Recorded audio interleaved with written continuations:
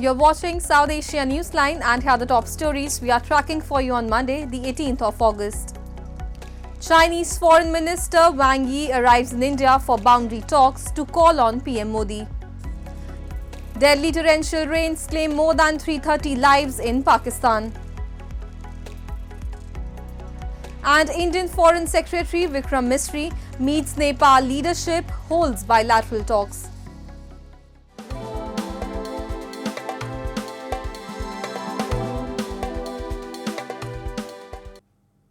And now for all the details. Chinese Foreign Minister Wang Yi arrived in India on Monday for a two-day official visit to hold the 24th round of special representatives talks on the India-China boundary issue with National Security Advisor Ajit Doval. Ahead of the boundary discussions, Wang met with External Affairs Minister S. Jaishankar for bilateral talks. He is also scheduled to call on Prime Minister Narendra Modi, marking a significant step in ongoing engagement between the two countries. The visit comes just weeks before the Shanghai Cooperation Organization Leaders Summit in China, where Prime Minister Modi is expected to participate.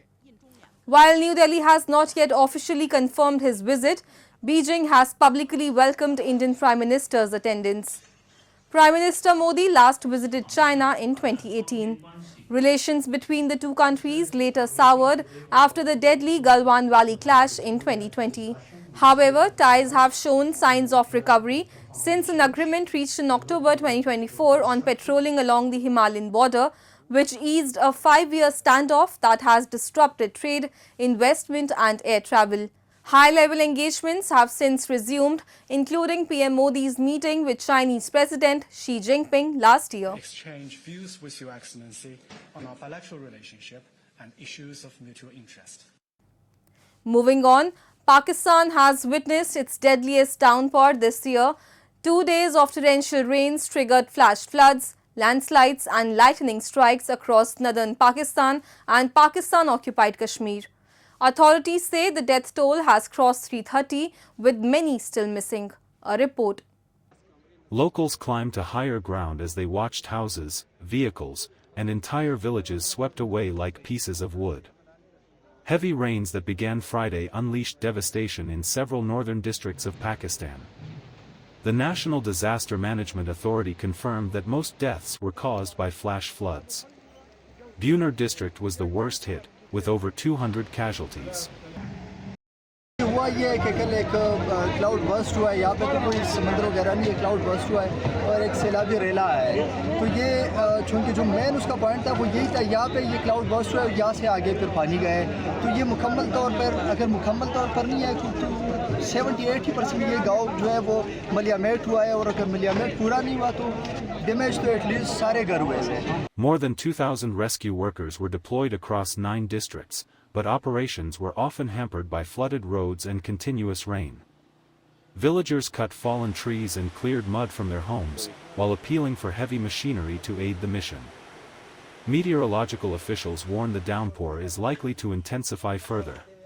ये कुदरती आफत आया और हमारी सारे गांव को बसमार कर दिया, लोगों को भी लेके गया, कोई बच गया कोई लेके गया, और कुदरत की शांता।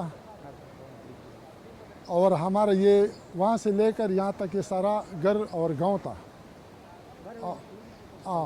और बहुत ऊपर से लोग भी आया था, नीचे से लोग भी है, और जहाँ तक गया हुआ है अभी लाश हम लोग उठा के कोई का पता चल गया, किसी का पता नहीं चला, अभी तक मिट्टी के नीचे है।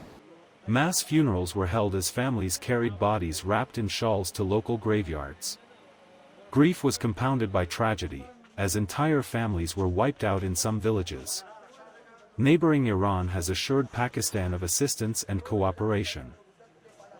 Scientists warn that climate change has made natural disasters more frequent and more extreme. With more glaciers than anywhere else in South Asia, northern Pakistan is especially vulnerable to flash floods, as melting ice loosens rocks, soil, and debris. अभी जो जिस बच्चे का हमने जनाजा पढ़ लिया, ये उस ख़ानदान का था जो हमारे सारे चचेज़ाद कज़न हैं, उनके ख़ानदान के तकरीबन टोटल 29 साथी ऐसे जो इस सैलाब के अंदर जो है ना वो चले गए थे। उसमें 25 आदमी जो है ना वो शहीद हो चुके हैं और उसके बाकी 3-4 जो है ना वो ज़ख्मी अभी अस्पतालों में है। अभी जिस बच्चे का हमने जनाज़ा पढ़ लिया वो हमारे कज़न का बच्चा था, तो अभी मिला वो उसके जनाज़ा हमने पढ़ के अभी वो ले गया कब्रिस्तान दफनाने के लिए। Meanwhile, advocacy groups have filed a criminal case against Germany's foreign and interior ministers, accusing them of failing to protect Afghan nationals who are at risk of deportation from Pakistan to Taliban-controlled Afghanistan. The controversy comes amid the ongoing deportations of Afghan refugees from Pakistan. Islamabad is set to deport more than 1 million Afghan refugees ahead of September 1st deadline. In recent weeks, more than 400 individuals approved for relocation to Germany have been detained by Pakistani authorities, with 34 already deported back to Afghanistan. Von dem, was wir hören, ist es wirklich pure Verzweiflung. Hier werden Familien wurden auseinandergerissen. Es kam ja selbst zur Abschiebung von minderjährigen Mädchen ohne ihre Eltern. Das sind ja wirklich dann, die sind in einer Lage, wo sie keinerlei Rechte haben in Afghanistan. Man hört, dass sie erstmal in ein Camp in Afghanistan gebracht wurden, aber auch unter sehr schlechten Bedingungen. Und aus unserer Sicht ist eben klar, niemand kann ihre Sicherheit in Afghanistan garantieren, weder Deutschland noch die pakistanischen Behörden. The relocations have been paused as Germany's new conservative-led government is reviewing its migration policy. The German Foreign Minister is yet to comment on the lawsuit. Meanwhile, Ministry of Interior stated that it cannot provide a timeline for the relocation program's future, but assures to provide decisions regarding the program to be made soon. The German government's approach has sparked anger and protest, with right groups raising concern over the treatment of deportees in Taliban-ruled Afghanistan. Wir haben da einen sehr genauen Blick darauf, dass in Pakistan die Rückführung von Afghanen nach Afghanistan forciert wird.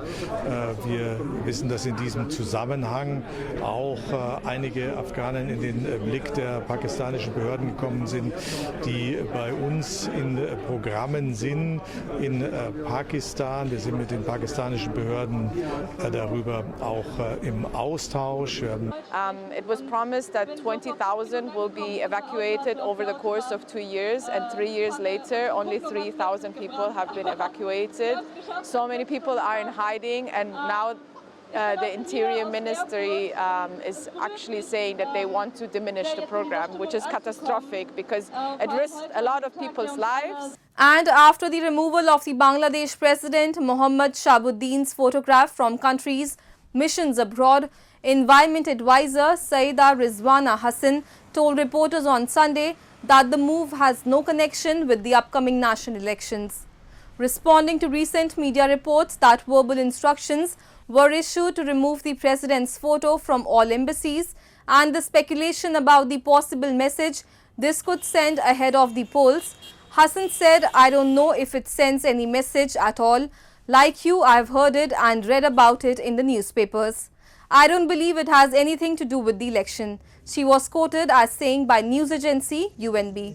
Her remarks came amid growing speculations that the president may be replaced and that the Chief Justice could be appointed in his place.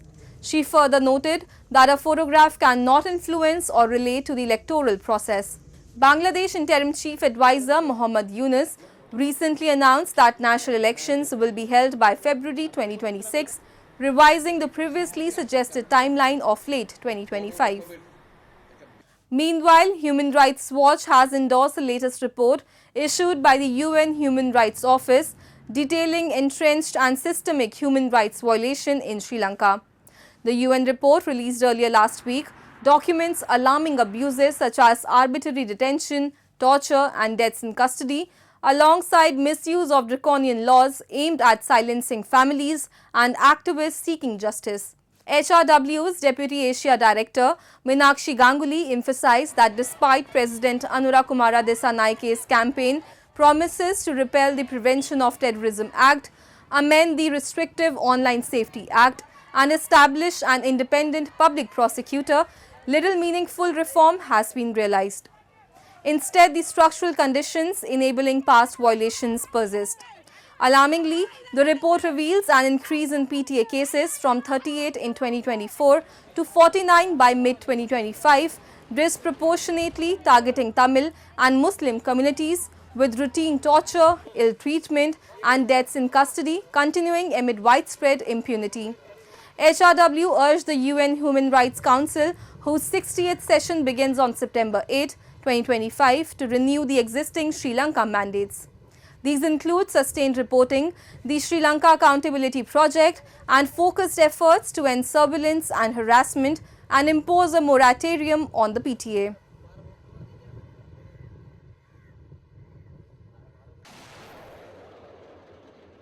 And Indian Foreign Secretary Vikram Misri on Monday concluded his two-day official visit to Nepal, where he held wide-ranging talks with his counterpart Amrit Bahadur Rai and met the country's top leadership. Misri, who arrived in Kathmandu on Sunday morning on a special Air Force flight, was received by Rai and Indian Ambassador Naveen Srivastav.